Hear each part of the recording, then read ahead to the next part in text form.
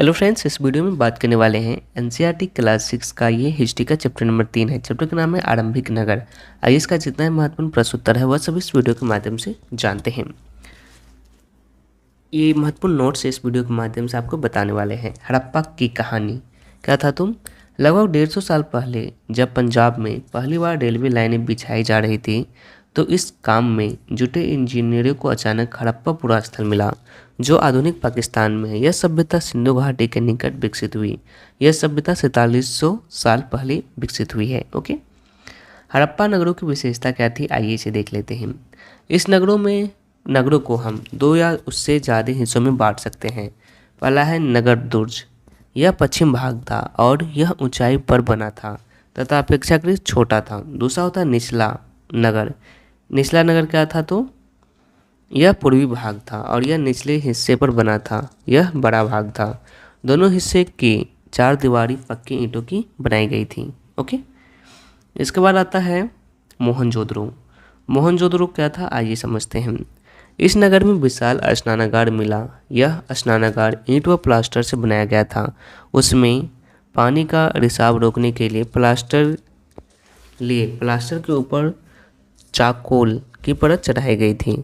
इस सरोवर में 2 तरफ से उतरने के लिए सीढ़ियां बनाई गई थी और चारों ओर कमरे बनाए गए थे। कालीबंगा और लोथल से अग्नि कुंड मिले हैं। हड़प्पा और मोहनजोदड़ो से भंडार गृह मिले हैं। भवन नाले और सड़कें। ओके, आइए इसे भी हम देख लेते हैं। इस नगर के घर आमतौर पर 1 या 2 मंजिला होते थे। घर के आंगन के चारों ओर कमरे बनाए जाते थे। अधिकांश घरों में एक अलग क्या होता था स्नान घर होता था और कुछ घरों में कुएं भी होते थे। कई नगरों में ढके हुए नाले थे। जल निकासी प्रणाली काफ़ी विकसित थी। घर, नाले और सड़क का निर्माण योजनाबद्ध तरीके से किया जाता था, योजना बनाकर किया जाता था। ओके, इसके बाद थी नगरीय जीवन। हड़प्पा के नगरों में बड़ी हलचल रहा करते थे। नगर में लोग निर्माण कार्य में संलग्न थे तथा यहाँ पर धातु, बहुमूल्य पत्थर, मनके, सोने चांदी के बने आभूषण प्राप्त हुए हैं। लिपिक, कुछ लोग मोहरों पर लिखते थे, कुछ लोग शिल्पकार थे। तांबे और कांसे औजार, हथियार, घड़े, बर्तन बनाए जाते थे। चांदी और सोने, गहने एवं बर्तन, बाट, चर्त, पत्थर, मनके, कार्नियलन पत्थर। हड़प्पा के लोग पत्थर की मोहरें बनाते थे। ओके, इसका बाद था फयांस। फयांस क्या था बालू या स्फटिक पत्थरों के चूर्ण को गोंद में मिलाकर तैयार किया गया पदार्थ था। इसका अर्थ है कच्चा माल जो प्राकृतिक रूप से मिलते हैं या फिर किसान या पशुपालक उनका उत्पादन करते हैं। जैसे मेहरगढ़ 7000 साल पहले कपास की खेती होती थी। ओके, इसके बाद कच्चे माल का आयात। तांबा राजस्थान और ओमान से। सोना कहाँ से कर्नाटक से आयात होता था। टीन ईरान से। बहुमूल्य पत्थर गुजरात से।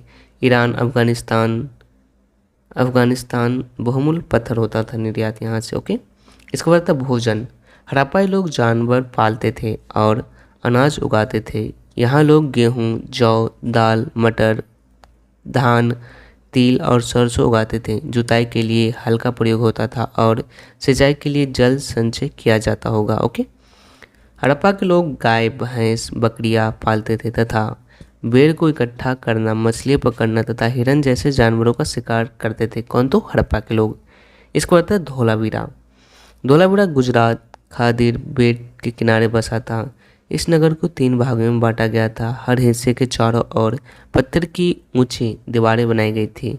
उसमें बड़े बड़े प्रवेश द्वार थे। एक खुला मैदान था जिससे सार्वजनिक कार्य आयोजन किए जाते होंगे। इस स्थान पर हड़प्पा लिपि के बड़े अक्षर को पत्थर में खुदा पाया गया था। इसका बाद था लोथल। खंबात की खाड़ी में मिलने वाली साबरमती उपनदी के किनारे बसा था। यहाँ शंख, मोहरें, मुद्रा कन्या, मोहरबंदी, भंडारगृह मिले हैं। सभ्यता के अंत का क्या कारण था, आइए इसे हम देख लेते हैं। सभ्यता का अंत का कारण था पहला नदियाँ सूख गई। दूसरा जंगलों का विनाश हो गया। तीसरा बाढ़ आ गया। चौथा चारागाह समाप्त हो गए। 5वां शासकों का नियंत्रण समाप्त हो गया। युद्ध इत्यादि इसके कारण क्या हो गया ये सभ्यता बर्बाद हो गया। तो यह नोट्स कैसे लगा, पसंद आया तो चैनल को सब्सक्राइब जरूर कीजिएगा। Thank you.